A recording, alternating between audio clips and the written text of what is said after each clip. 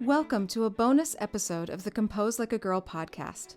I'm your founder, host, and composer, Jocelyn Hagan. As you may know, the Compose Like a Girl initiative amplifies female-identifying composers, helps conductors diversify their concerts, and works toward more equality in music programming and commissioning. Today, I'm sharing a mini conversation I had with Sherry Blevins, one of my Compose Like a Girl mentees. Thanks for tuning in, and enjoy.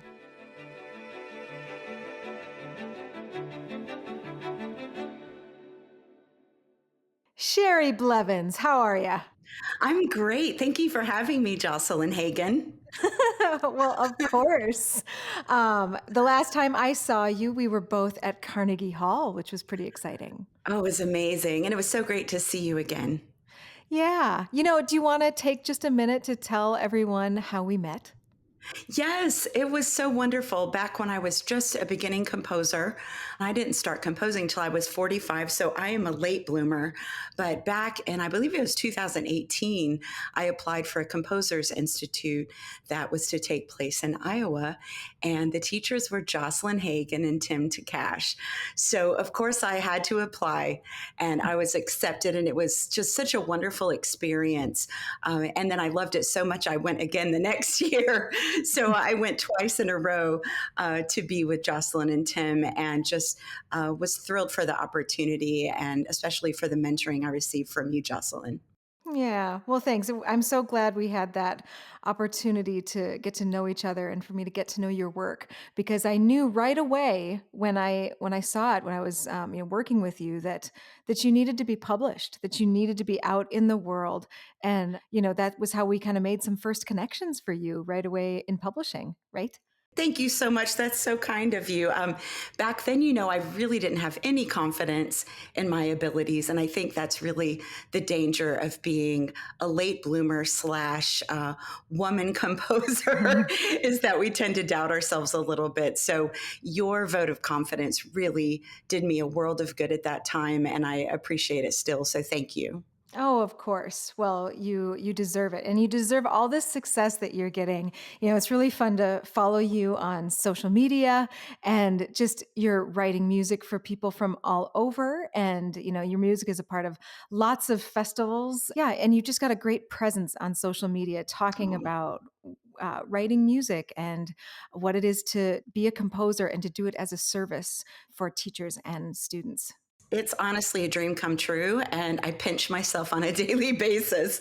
So thank you for that. It's just wonderful. And, I was a teacher in public schools and then at the university level for many years before I discovered that I could compose. And so being of service to others is really what I love the most about making music, conducting music, and composing music. So I really am glad that that's evident when you look at my posts and all the things on social media. Yeah, yeah. Well, and we are on the eve of publishing your third work in the Compose Like a Girl series. Yay! Yes, and this is When I Become an Old Woman, which is just fabulous. Can you tell us more about it? I'm so excited about this piece.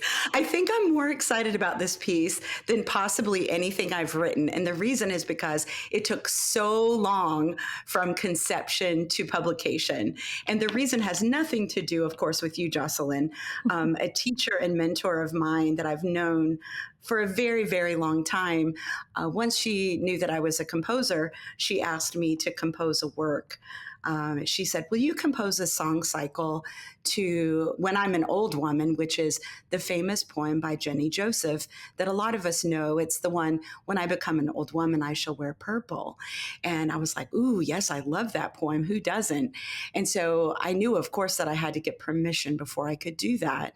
So I reached out, and of course, Jenny Joseph at the time had I guess, a publicist or whatever, and they were in England. And so I reached out, and after some time heard back. It took months and months, of course. And then once I heard back, they said, you know what, Jenny Joseph will consider it, but she would like to hear it first.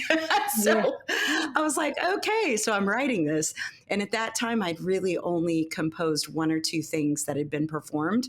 And so I thought, even if nothing comes of it, it'll be great practice and a great opportunity to make music with my mentor, who I adore. So I was like, sure, let's do this. And so I finished the song cycle. Becky and I made a recording. We sent it, and then we heard nothing for ages. Of course, I am persistent. So I kept emailing like, hey, did you get our recording? We'd love to hear from you. And finally, they answered and they said, we are so sorry. Miss Joseph has passed away. And I was like, oh my God, I felt terrible for bothering them, but also just so devastated for the community of people who love her poetry. And so, of course, I said, no, I'm so sorry to bother you. And I gave it just like another year. And I reached out again and I said, is there any chance, because Iris Levine wanted for me to score the first movement of that work for SSA Chorus, which was such an incredible opportunity. If you know Iris Levine and Vox in Los Angeles, they are just amazing. Yes. And so I was like, oh, I have to have this opportunity. So I thought, I'm just going to bother them one more time and ask, can I score it for them and have it performed and possibly published? Because at this point, Jocelyn was interested. And so I was like, yeah, that sounds awesome. And they answered and said, nope. So I was like, wait, what just happened? Yeah. So my dreams were crushed for about a day. And then a dear friend and my wife both are like, wait, aren't you a lyricist? Why don't you just write your own lyrics to it? And at first I thought, how in the world could I come up with anything nearly as good as what Jenny Joseph wrote? And then I thought again, well, I could update it and maybe make it a little more appropriate also for high school girls to sing, because there were some things in the original, I believe, about bourbon. And I was like, no, girls aren't going to, they're not going to let high school girls sing that. Yeah. So with their encouragement, a day later, I got to work and created my own lyrics, which I found myself laughing out loud at myself, which is something I do frequently, but in this case, I think it was warranted. One of the lines is, let's see if I can get it right. I'll toss my bras away, say goodbye to my underwire prison. And I was like, oh my God, what woman cannot relate to this? So there are just juicy lines like that throughout. There are also alternate lyrics in case you have high school girls who don't want to sing about their bras. They can sing about their high heels being medieval torture. But I just had a great time writing it. And I'm so excited it's going to be published. It's in tango style. So it's just really fun. It's got hand claps and some foot digs for a little stomp noise. And I think that people will really just enjoy bringing humor back, because we've been so serious for so long. Oh, yeah. And this definitely checks that box. It is very, very funny. And yeah, and it's great if you can get a bit into the theatricality of it too. Yeah. But yeah, well, we're going to listen to it. So you can't see any of that, but we will listen to it. So wonderful. Enjoy.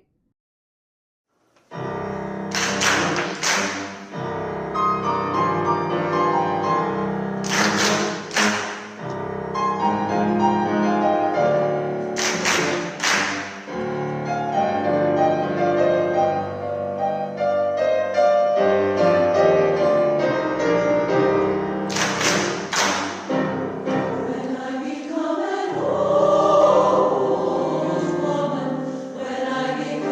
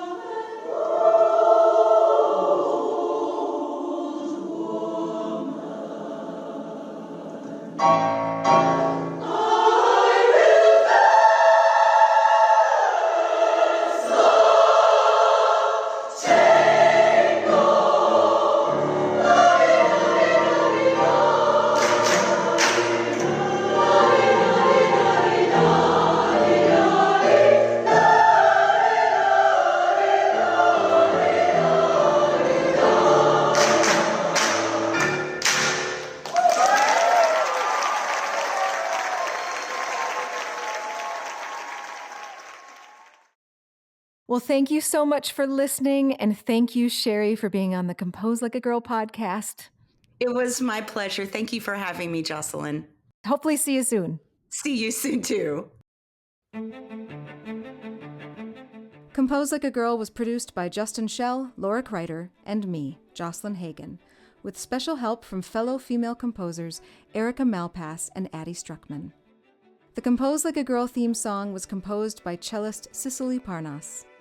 Thank you all for helping me with this vision.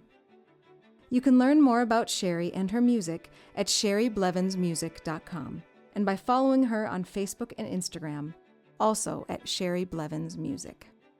Check out the links in our show notes, especially the ones that take you to any of her 3 amazing pieces available through Graphite Publishing.